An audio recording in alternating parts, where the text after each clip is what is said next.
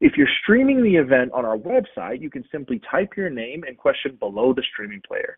So again, *3 if you're on the phone and you'd like to get in line to ask a question. If you don't have a chance to ask your question during tonight's call, please note that you'll be able to leave a voicemail for the Congresswoman and our staff at the end of the call simply by remaining on the line. And with that, please welcome Congresswoman DeLauro. Good evening to everyone, and thank you so much for participating tonight. And I'm delighted to be with you and anxious to hear your questions, because that's the purpose of the call, to hear from you, answer your questions. Let me just provide a very brief update on what we've been doing on the issue of combating inflation, the rising cost of living, which I know is on everyone's mind. And that has to do, in many instances, with rising energy costs, which is what we're going to try to focus on tonight. So I said people struggle with rising costs today, whether it's the grocery stores, it's pharmacies, gas pumps, home energy costs. And we passed something called the Inflation Reduction Act in the last Congress. And essentially what you should know about it is about fighting inflation and putting taxpayer dollars back into the pockets of working families. Let me just tell you a little bit about it. It helps to tackle the climate crisis, but it lowers the cost of prescription drug and health care costs, extended and expanded the Affordable Care Act, and it made investments in our domestic energy production and manufacturing. But this is what I think is very, very important to the folks on the call tonight. It has $370 billion in investments that lower energy costs for families, for small businesses. It accelerates private investment in clean energy solutions in every sector of the economy and every corner of the country. And this means, again, to get right at what this is about, this is potentially hundreds of dollars a year in energy savings for families. About enabling energy efficiency improvements to your home. It's installing solar panels, buying a more efficient washing machine that saves money in the long run. Let me give you some examples of what households can take advantage of for various tax credits, and the rebate can help to make your homes more efficient, power your homes with clean energy, lower the cost of purchasing an electric or a hybrid car. Example, certain households are eligible for up to 30%, generally capped at about $1,200 per year. This is in tax credits for energy-efficient home improvements. That includes energy-efficient water heaters, exterior doors and windows, and other installations. Up to 30%, which is capped at $2,000 in tax credits for heat pumps, solar panels, and other products. And up to $7,500 in tax credits for new clean vehicles, $4,000 for used clean vehicles, and that depends on the taxpayer's income. So that's what we want to try to talk to you about tonight. And this is, let me mention one other item to you, which is the Low-Income Home Energy Assistance Program, the LIHEAP program, which has provided energy assistance for more than 40 years to our most vulnerable families and children to deal with rising energy prices. LIHEAP serves millions of households each year. It's particularly important for people who are most harmed by unhealthy indoor air and temperatures, such as seniors, children, and people with disabilities. What I was able to do as chair of the House Appropriations Committee, this was last year, secured $2 billion in emergency funding for the LIHEAP program. That meant that Connecticut received an additional $40 million in emergency funding. This year, we have provided Connecticut with an initial $72 million in LIHEAP funding. Federal funding is in a much different place this year, and this amount of the 72 is not what was we were able to do last year, and we're happy to answer any questions about that set of circumstances. Our guests tonight, so I'm happy to introduce to you, are Jeremiah Bauman, Chief of Staff of the Office of the Undersecretary for Infrastructure at the U.S. Department of Energy. Prior to the Department of Energy, he was the Director of Federal Policy and Energy Innovation where he worked to build an equitable and a just clean energy economy. We've got Katie Dykes, who is here. Katie is the Commissioner of Connecticut's Department of Energy and Environmental Protection. She has served since being nominated to serve by Governor Lamont, 2019. She is also joined by Deputy Commissioner of Energy and Technology Policy, Joe DiNicola. All I know, it's really a coincidence, but earlier tonight we realized that all three of our guests are Yale graduates, so no one on the call is a stranger to Connecticut's 3rd Congressional District. So let me go back to our moderator, and let me remind everyone that if you want to ask a question, please press *3, and at any time we want to place you in the queue to speak to the staff and to ask a question. And our moderator is going to introduce Jeremiah and Katie and Joe. And I believe Katie is going to speak, but both Katie and Joe are available for questions. So, and then we will queue up for the questions. Okay, let's go for it. All right. Thank you so much, Congresswoman DeLauro. We're going to turn it over to our first speaker, Jeremiah Bowman, Chief of Staff, Office of the Undersecretary for Infrastructure. Remember, *3 gets you in line to ask a question. You push *3 on your phone's keypad. And without further ado, Jeremiah. Thanks so much. And thanks so much, Congresswoman DeLauro. You're right. We're familiar with the Congressional District. In fact, I'm pretty sure you were the first member of Congress I ever got to vote for. I will speak very briefly to absolute pleasure, and always a pleasure to join you for events like this. I will speak very briefly on some of the federally available rebates in particular. Congresswoman DeLauro outlined very succinctly and well the tax credits. The short version on these rebates is that they will soon be available. In addition to the tax credit, you will also be able to get up to several $1,000s off through one of two paths.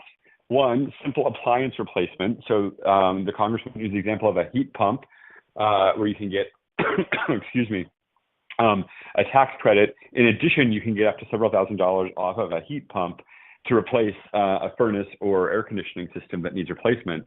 A whole number of other clean energy appliances, including incentives for things like improving your insulation, getting better windows. And the second pathway to doing that is through an actual whole home project, where you work with a contractor to do a whole energy-saving renovation to your home and then get a rebate for the whole package of what you're doing. I would especially emphasize that those rebates are powerful because you don't have to wait to file with your taxes and then also have enough tax liability to take the tax credit, or rather to take the rebate. You get the rebate regardless of income, and so that's truly accessible to everyone. The only other thing I will mention very briefly is that, of course, when it comes to saving money, it matters for folks out there who are small business owners, and of course for schools and public buildings where we all, through our taxes, pay energy bills, and energy costs are the highest cost for most schools after paying teacher salaries. We also have programs out there to help those folks in the businesses and schools and public buildings reduce energy costs. In fact, Bridgeport Public Schools has already won a huge project in partnership with UConn to retrofit and improve a bunch of buildings with advanced energy technology. And we'll be coming out later this spring with the second round of opportunity to apply for that funding. With that, I'll pass it back to the moderator. Thank you very much. Remember, to get in line to ask your question, you're going to press *3 on your phone's keypad. All right, thank you, Mr. Bowman. We would like to now turn it over to our second guest speaker, Katie Dykes, Commissioner of Connecticut's Department of Energy and Environmental Protection. She is joined by Joe DiNicola, Deputy Commissioner of Technology and Energy Policy at the Connecticut Department of Energy and Environmental Protection. Well, thank you so much for inviting me to join today. I'm Katie Dykes, and I'm so thrilled to get to serve under Governor Lamont's administration as the commissioner at DEEP. And we are so fortunate in Connecticut to have Congresswoman DeLauro fighting for us in Washington. Congresswoman, you've been such an incredible champion for not only addressing climate change and helping to deploy more clean energy and energy efficiency, but most importantly, to help reduce costs for everyday, working people. And that's what the Inflation Reduction Act and the bipartisan infrastructure law is doing. And it's so exciting because the funding that Connecticut is receiving through those two landmark pieces of legislation that you helped to get passed complements a lot of funding that we also have available at the state level.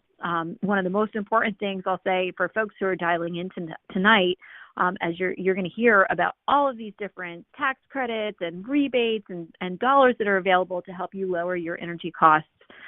And one of the first places you can go to help make sense of all of these different options is a website that we have called energizect.com. And this is a great place to start where you can sign up to get a home energy audit through United Illuminating or Eversource, depending on who your utility provider is. And that can help guide you to what's available for you and what's right for your home. Whether you're a homeowner or a renter or whether you own a business, they're starting off your journey with a home energy audit will then get you recommendations for all of the different federal rebates and tax credits, as well as the rebates and incentives and financing, low-cost financing that's available through state programs as well. So we're trying to make this as simple as possible so people can get access to these programs and make their homes more comfortable, more secure, and, of course, more efficient and to heat and cool. And on a day like today, we got a bunch of snow. I know everybody's bundled up, and we're really thinking a lot about those high energy bills. So I'm just excited about all the different programs that we're working to implement. You heard about the tax credits that are available. We're also working hard to develop our application for a $100 million home energy rebate program made possible by the Inflation Reduction Act, and we'll be looking to get a lot of public input on how we design that. I mentioned the home energy audits that are available, and I think it's really important to let people know that even if you don't own your home, if you're a renter or you live in an apartment building, these programs are here to help you just as much as someone who lives in a single-family home.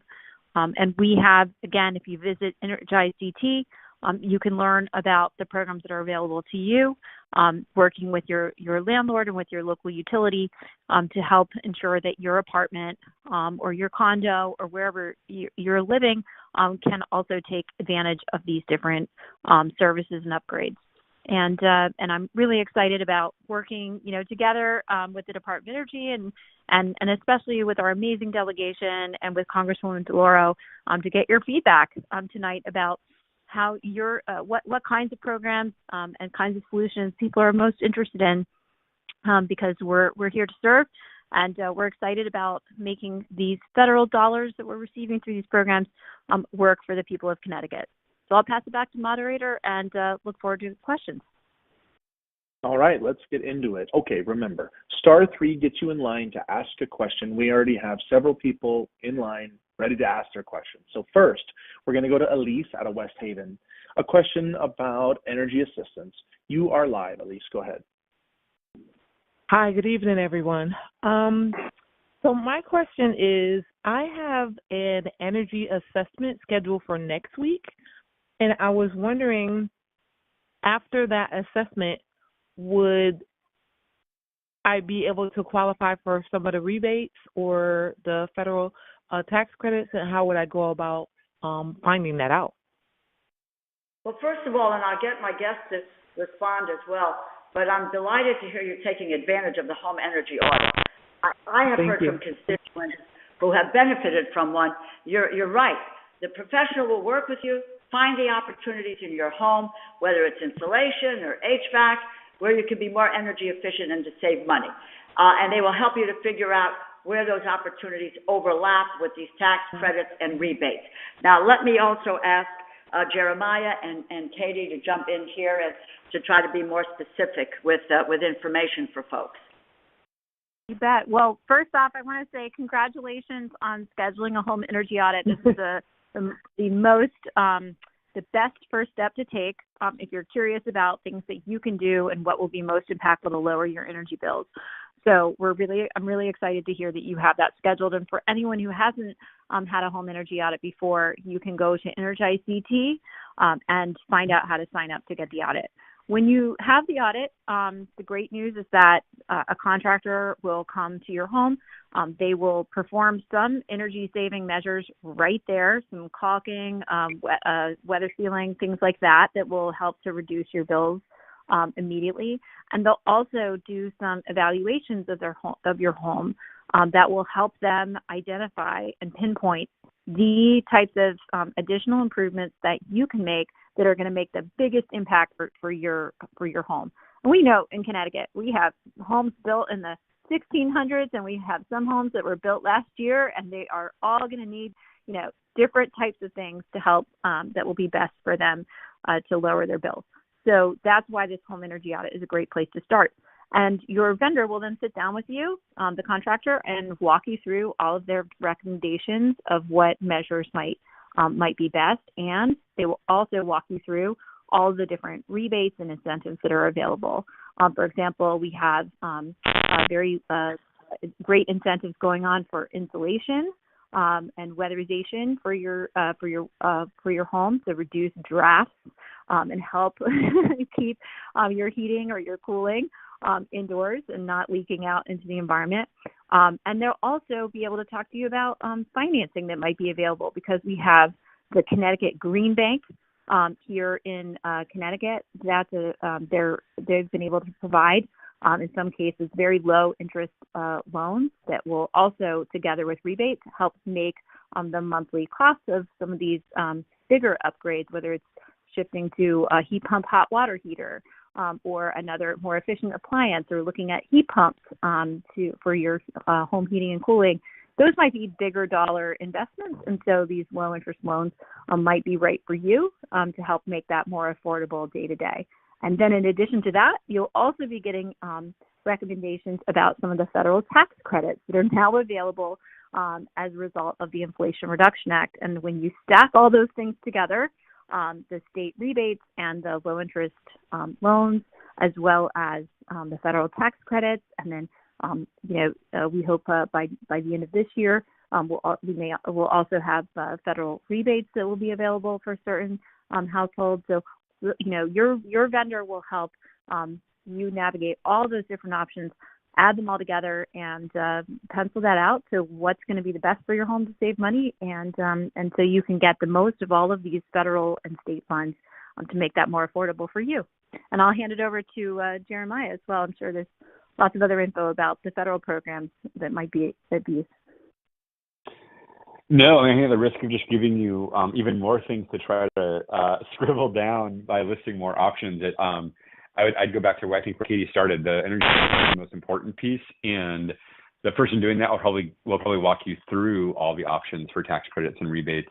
And then I'd go to that energizect.gov website that Katie's mentioned a few times, because that's your best first stop to look at all your options for sure. And then both, I assume on that site there'll be ways to reach out and just talk to someone if you've got questions as well. And if you go to the DOE, the federal U.S. Department of Energy website, energy.gov, there's that option as well to just get questions answered about specific rebates or other programs that you're curious about. I'm excited that the home energy, the audit is really the gateway to really being able to take advantage of that. So I encourage the people out there tonight, do it, and don't be risk averse, because there are plenty of people to help you. Okay, thank you very much. Next, we're going to go to Debbie out of Hamden. Before we do, remember, *3 gets you in line to ask your question. Debbie's question is regarding solar. So, Debbie, we'll bring you live. Go ahead with your question. Good evening, panel. I want to thank you for having this open forum to ask these very important questions on. When we get robocalls or telemarketing calls, and they're talking to us about having somebody come out for solar, how do we know whether these people are scamming us or not? Mm-hmm. No, that's an excellent question, and I really am going to, how are these folks credentialed? Those who are people who are calling you, so that you know you're on the right track. Let me ask my guests to address that issue and what people should look for in order for peace of mind that they're hiring or getting involved with the right folks? Great, great question, and I'm so glad you're raising that because, you know, Connecticut has some really really terrific incentives to help people install residential solar, and we know that there's a lot of activity out there, a lot of interest, and so folks may be hearing from a lot of different solar vendors. And we hear these questions frequently. People want to make sure that they're getting a good deal and working with a reputable installer. So we recommend, that looking up reviews online is really helpful. If you have real concerns about a solar vendor, the Department of Consumer Protection is a good place to go if you have concerns about service that you've received. In addition, we always recommend folks to think about asking for multiple quotes. So if you hear from just one vendor, Googling around and making sure that you're, doing some comparison shopping is also really helpful. But certainly with so much activity going on out there, we're also thinking about, how we can make sure we're strengthening the information that's available for homeowners to make sure that you're well informed about the different options that are available to you. Okay, thank you very much. All right, next we're going to do a poll question. So as aforementioned in the call, you can use a corresponding key number on your telephone's keypad in order to cast your vote and in order to vote. So I'll read the question twice, and then we'll get your responses, let the results tally, and then probably reveal them a little bit later. But the first poll question is, how does your household pay for your home energy? Press 1 if you pay for your home energy. Press 2 if your landlord, friend, or family pays for your home energy. And press 3 if you do not pay for any home energy at this time at all. So again, how does your household pay for your energy? Press 1 if you pay for it directly. Press 2 if your landlord, friends, or family pays for it. And 3 if you're not paying for any energy at all at this time. All right, while those are tabulating here, we are going to go to, let's take James out of Stratford. James, if you can hear us, you're live. Yes, good evening, everybody. We just enhanced our home energy efficiency last year by replacing 19 windows in a historic home, Stratford. And just looking to learn how this tax credit or rebate works time-wise. Will we too soon, or is it just for 2024? Is there a certain window? Because we didn't get a credit yet. Well, we'll file this year, obviously, for 23, so we want to learn a little bit more.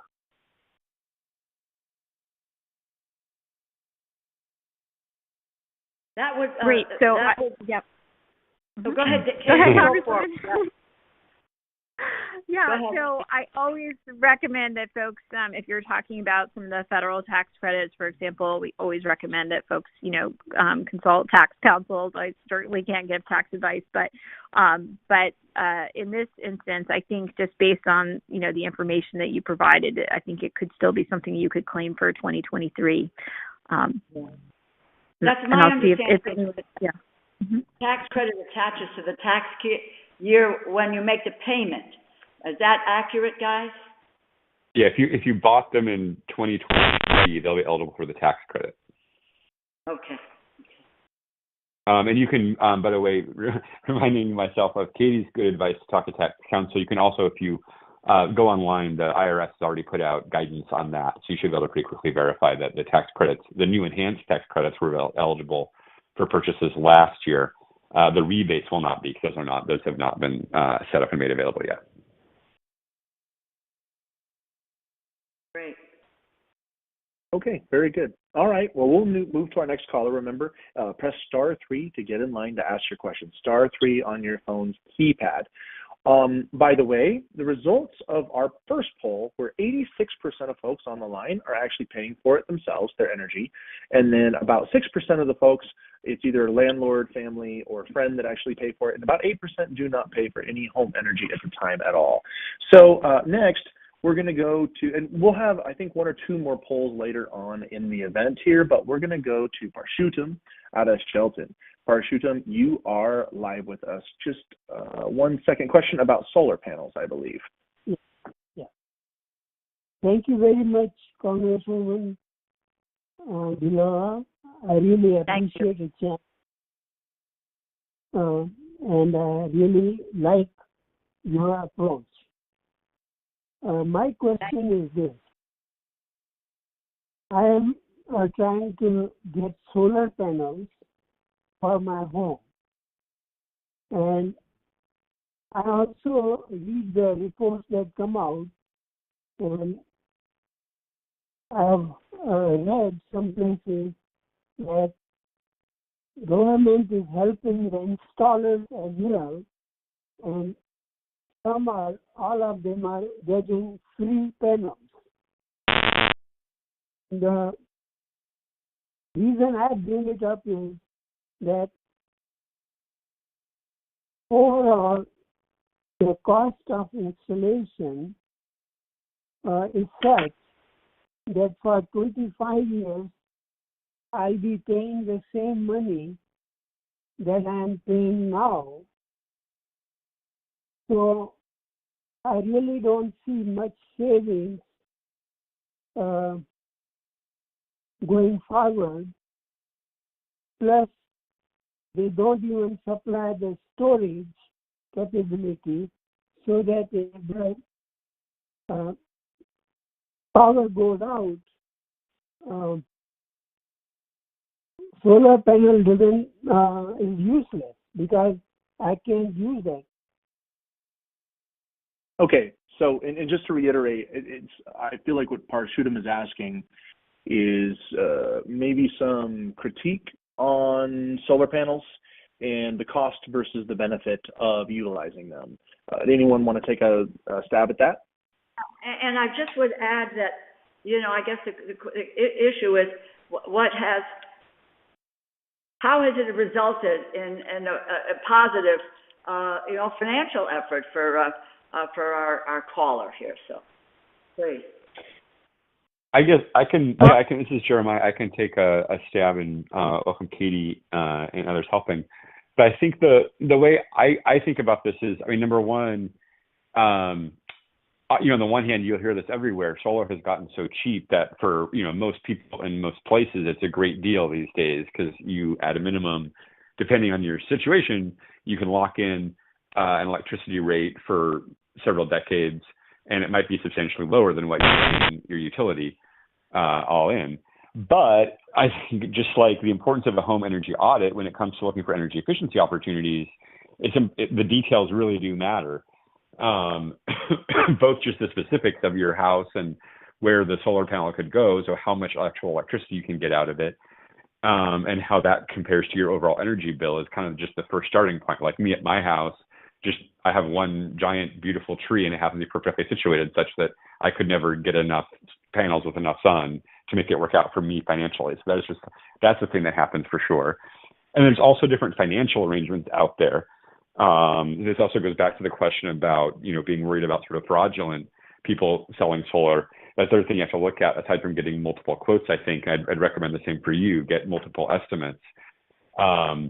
But there are also just different financial arrangements that are very legitimate, that are kind of complicated, and that also can affect how much you're getting, how quickly you're getting a bill reduction, if you're going to get a bill reduction, and how long it's going to last.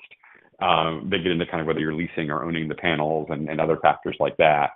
But it's all very situation specific. So I just probably recommend trying to see if you can get a second opinion from another expert to look at your specific situation and what the cost and benefits might be like. Oh, and on your point about storage, there are definitely vendors out there that are offering systems that are solar panels with battery storage so that you still have your power on during if the grid goes down. But it's right, if your system's not set up that way or the proper way, just the way things are wired for safety reasons, in general, when the grid goes down, your solar panels do too. It's connected to the grid, unless you get wired specifically. So it's another example of the kind of thing you'll want to understand about the different options that you're looking at. But Katie, what else would you add there? I think you've really covered it, Jeremiah. And I would say if you're interested in storage, the Connecticut Green Bank is also helping to implement a storage program here in Connecticut. So that's another place to reach out if you are considering whether storage is right for your home or business. So you can learn more about that through the energizect.com website. Okay. All right. Thank you so much. And by the way, yeah. I might also add on kind of both that and the sort of consumer protection point about making sure you have a reputable vendor. I think Connecticut Green Bank is an example of probably several organizations and nonprofits out there that aren't the vendor themselves. They can also just help give you kind of good neutral advice on how to approach those questions. That's great. That's great. Thank you. Okay, fair enough. All right, next we're going to go to Bernadette out of Hamden. A question about utility bill, being on disability, etc. Bernadette, you are live.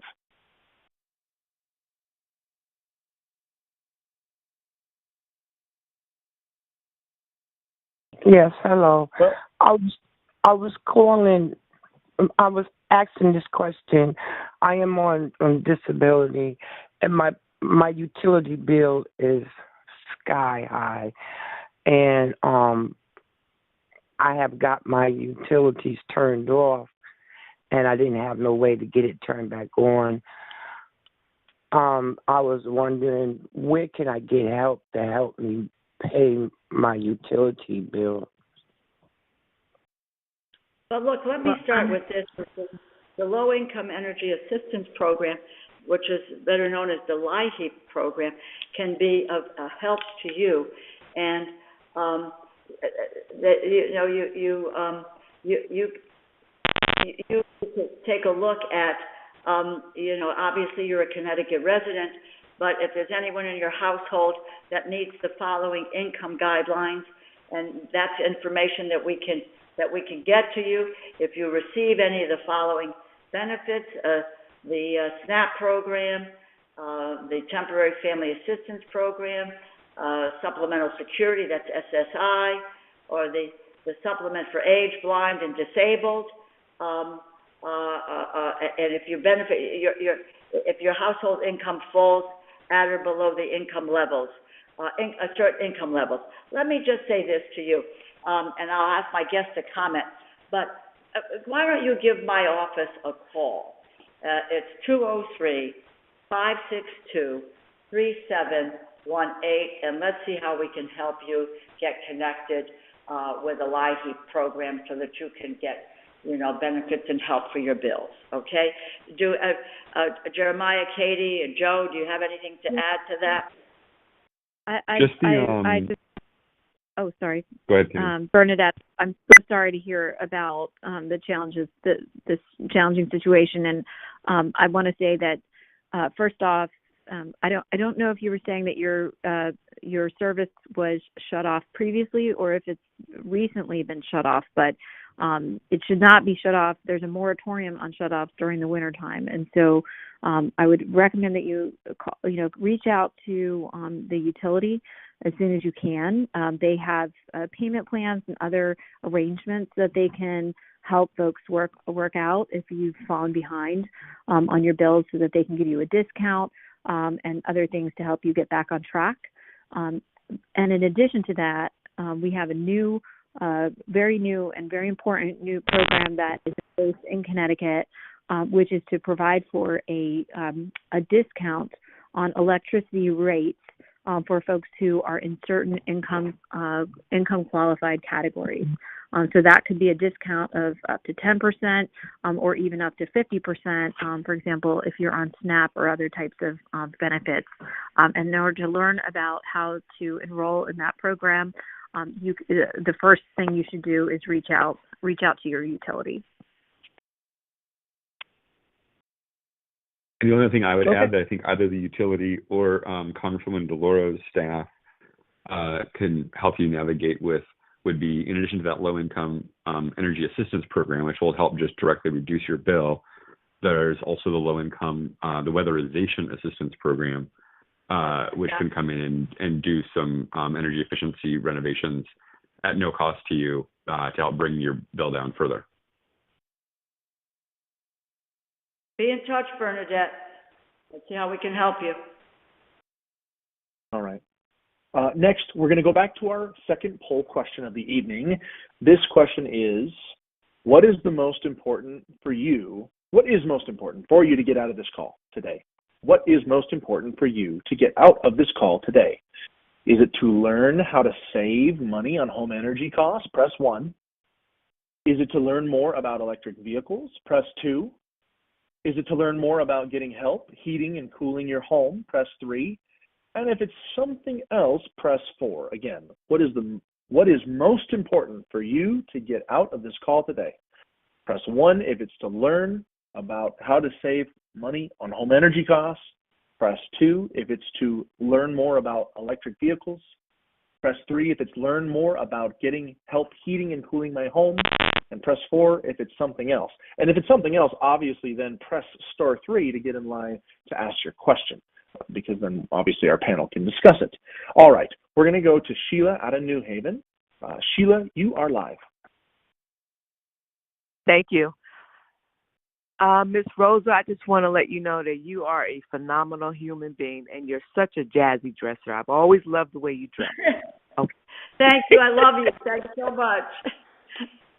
Yes, you are. I love your jazzy style.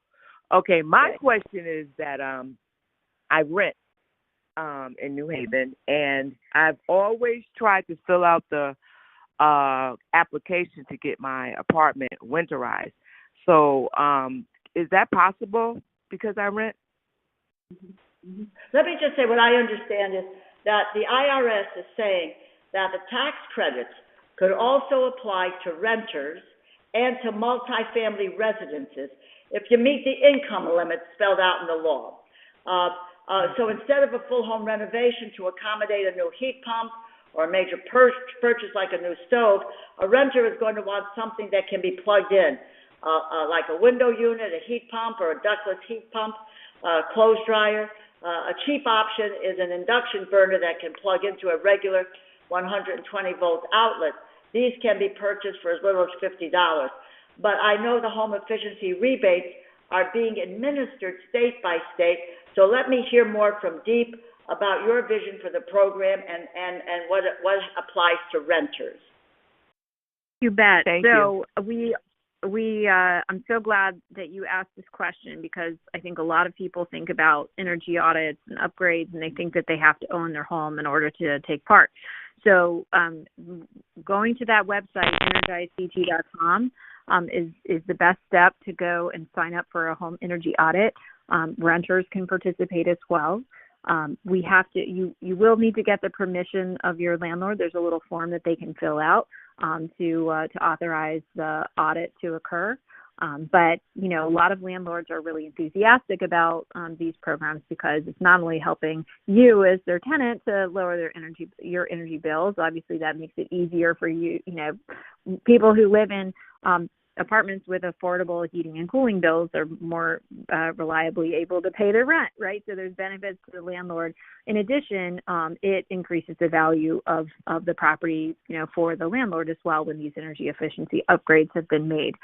So we have programs for individual renters, but we also encourage you, as you're talking to your landlord about getting the audit, that we want to work directly with landlords as well, so we can do entire buildings. And we have programs that are, for where you can get an audit and upgrades for individual apartments, but also to do an entire multifamily building.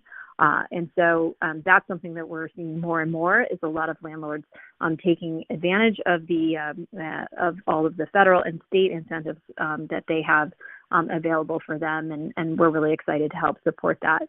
One other question that we often hear about from folks is, sometimes a landlord or a homeowner or a renter, you might have things like some lead paint, or asbestos, a little bit of asbestos around your pipes, or some mold in an area that was where some water was coming in, and those are some of the things that traditionally, we're preventing folks from being able to get their energy audits because we have to address those issues before the energy contractors can do this.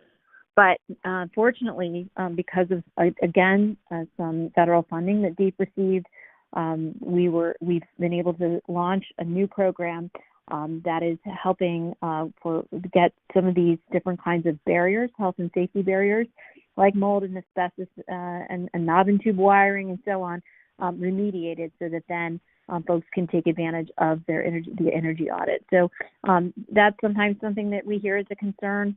And the good news is that we have this new program available to help address that. And you can learn more at energizedt.com.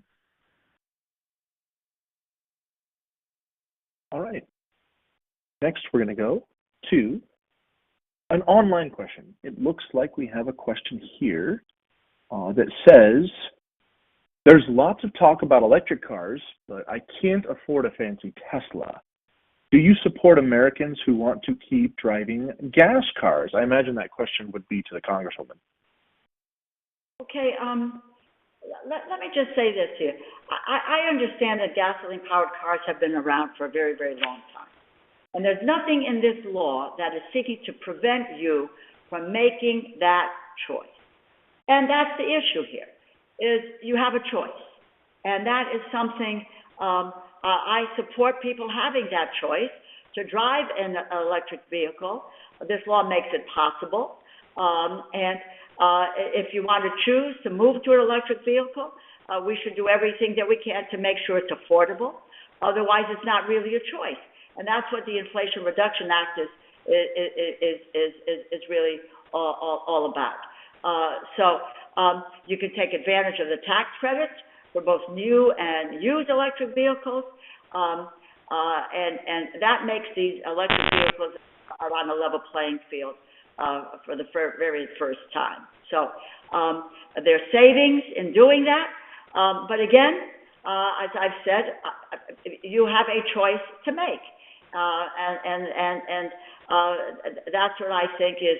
I think that as a society, as Americans, we want to have choices, and there is nothing in the law that prevents you from making that choice. Lots of people like to misinterpret that and tell people that that's what they have to do. But it has its advantages in terms of electric vehicles. It has advantages for the environment. Think about it. Think about what's best for you, what's best for your family, and if you can do it, and you move into looking at an electric vehicle, you need again to know what is available to you to be able to afford it.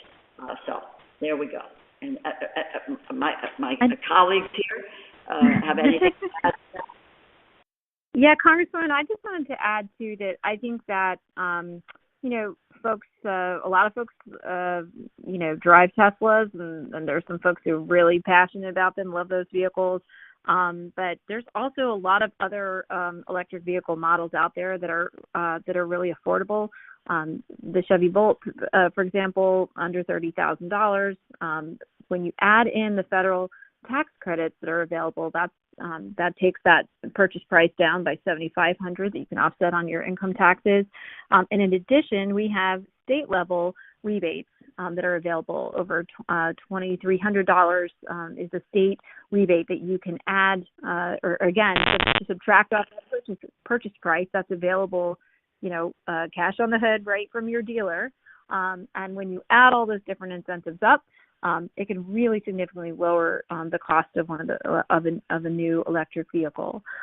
We also have incentives available to help make it really affordable and easy to install a charger at your home or your apartment. That's available through your local utility. And we know that once people are purchasing an EV, the purchase price is one of the big barriers. Folks are also worried about where they're going to be able to charge. And thanks to all the federal funding that's available, we are seeing the $51 million coming to Connecticut to build out chargers on all of our major highways. And we have lots of incentives available through our local utilities to help significantly lower the cost of installing a charger at your home, at your business. And so we're seeing a lot of expansion of the number of chargers that are available. And ultimately, it's everyone has their own preference. But we know that, the cost of the fuel and the maintenance costs for an EV are lower than traditional internal combustion engine vehicles. And that's one of the reasons that we see so many folks in Connecticut moving towards, getting really interested in trying out an EV and considering that for their next vehicle purchase. But as we look at policies to help support, manufacturers bringing more EVs and offering more EVs for sale here in Connecticut, it's also really important to know that those policies also embrace hybrids, which are a great option for folks who are, want some of the best of both worlds, being able to plug in, as well as being able to run on gas power for those longer trips. And so, I think we're excited about all those different options. The only thing I'd add is that the federal tax credit, that $7,500, is tied to U.S. manufactured electric vehicles. So we're also seeing this huge resurgence of American manufacturing of both vehicles and the batteries that go into them. So seeing lots of benefits from this program already. I would also just add, if you think back a second, what happened at the outset of the war in Ukraine, where we saw what happened to gas prices because we are too reliant on foreign oil from countries like Russia and from Iran. And moving in this direction and try to make it as helpful as possible to people to be able to access electric vehicles. And sometimes change is hard, but, you need to take a look at what is best for you, what is best for your family, also what you want to try to deal with in terms of an environmental issue, which are important. But I think what we tried to say to you is that these are it is affordable. That there are ways in which we're trying to make that affordable, and also the up to $7,500 in tax credits for new clean vehicles and $4,000 for used vehicles, depending on the taxpayer's income and other factors. So, thanks for the question. Yes, all right. Next, we're going to go to Teresa out of Wallingford. Question, well, I'll just let Teresa ask it. Teresa, you're live. Thank you. Congresswoman, I just want to say how wonderful I think it is that you're involving your constituents.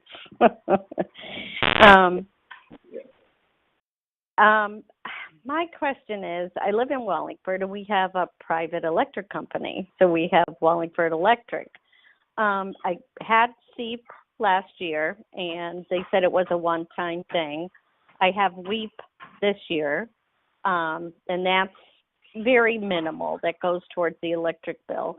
I also have to pay for my own oil. I'm 66 years old, just on Social Security, and I've exhausted my fuel assistance, and I had to put some oil in for heat, and there's no discount on oil. There's for seniors that I know of. Is there any? I've applied for.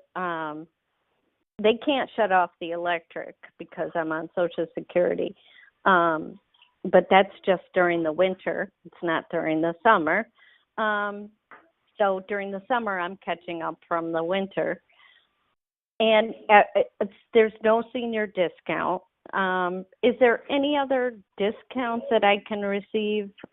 Also, since I'm a renter and I'm only on Social Security, I won't be filing taxes this year, so I won't be getting any tax credits or be able to use any tax credits because I don't make enough to file. And those are my questions. Well, all very, very good questions. I am going to ask our guests if they have any answers to you, but I just want to say this to you. I think that I don't want to provide, I don't want to go down a road where I'm not providing good information to you. So what I'm going to do is to give you the office phone number, which is 203-562-3718, in which case then maybe we can head you in the right direction, like to an Operation Fuel or whatever else is out there that you might be able to avail yourself of, and then we can connect you with. But let me just see if Katie and Jeremiah or Joe have some further thoughts. Yes, Congresswoman, I think Operation Fuel was the first option that came to mind for me. As the caller noted, Wallingford Electric is a municipally run utility. So reaching back to them, to the municipal utility is the first step that I would suggest to find out about any energy efficiency or other types of funding or upgrades they might be able to support. But Operation Fuel is also a terrific partner to help folks that need some assistance that may not be able to be reached through some of the other programs.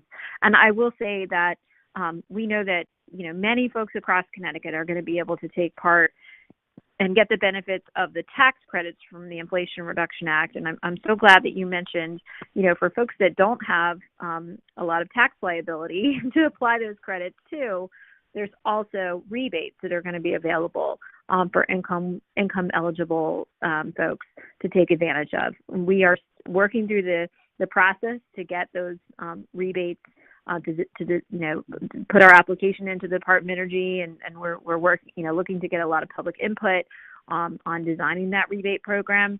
But so that it's not available today, but we're working very hard on that, and we hope by the end of this year or early next year that those federal rebates will be available. And so we'll be providing more information about that on the energizt.com website. But encourage folks to stay in. And as we know how important the rebates will be for folks for whom the tax credits are not really going to provide a lot of benefit. Okay. Katie, is it also the case that, Katie, would you also say that the utility is the right starting point to understand if there are any other discount programs or LIHEAP or weatherization options? Yes, exactly. So reaching out to Wallingford Electric is a great place to start. In addition to talking to the Congresswoman's team, I know we work closely with them to help make recommend any solutions that we didn't think of live on the call, and then Operation Fuel as well. Okay. All right. So we're going to pass it over to the Congresswoman for closing remarks. But before we do, we're going to ask one final poll question. Please participate. How would you describe your familiarity of consumer energy rebates included in the Inflation Reduction Act? Press 1 if you're not familiar at all. Press 2 if you're somewhat familiar. Press 3 if you're fairly familiar. And 4 if you're very familiar. So again, how would you describe your familiarity of consumer energy rebates included in the Inflation Reduction Act? Press 1 if you're not familiar at all. Press 2 if you're somewhat familiar, 3 if you're fairly familiar, and 4 if you're very familiar with those energy rebates. Okay, Congresswoman, the floor is yours to close. Well, thank you. First of all, I love that last poll question, because that was really the purpose of what we wanted to try to do here tonight, is to provide people with information about the tax credits, about the rebates that have to do with energy and energy efficiency. I think that I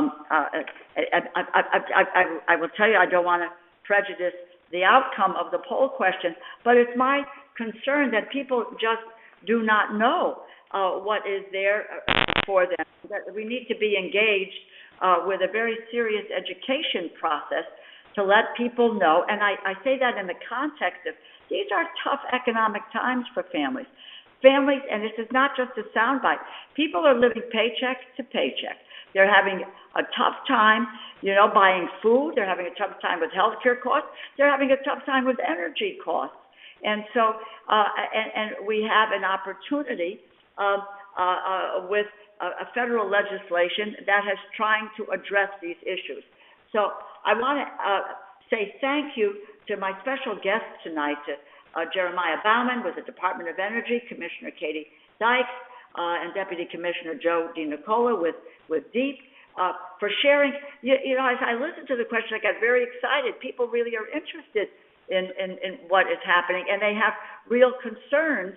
They're thinking about energy efficiency, and they have concerns about how to access it and what to do. And I want to just say, you all are just a wealth of knowledge, valuable information. And I want to just say thank you for all the work you do on behalf of Connecticut residents, and really to thank everyone on the phone tonight. You know, people who are listening in. Great questions, and I thank you so much for sharing your stories. Let me just say, as a follow-up, to follow up with a member of my staff about home energy costs or any topic, including help with accessing federal services or benefits, don't hesitate. Reach out, again, 203-562-3718.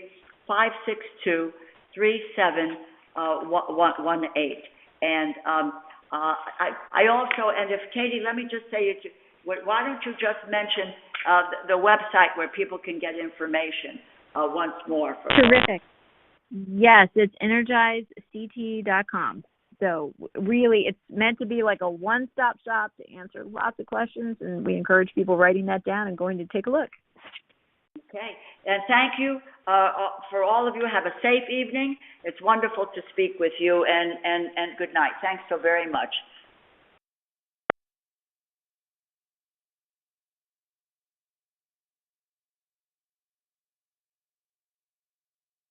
The Access Live event has ended.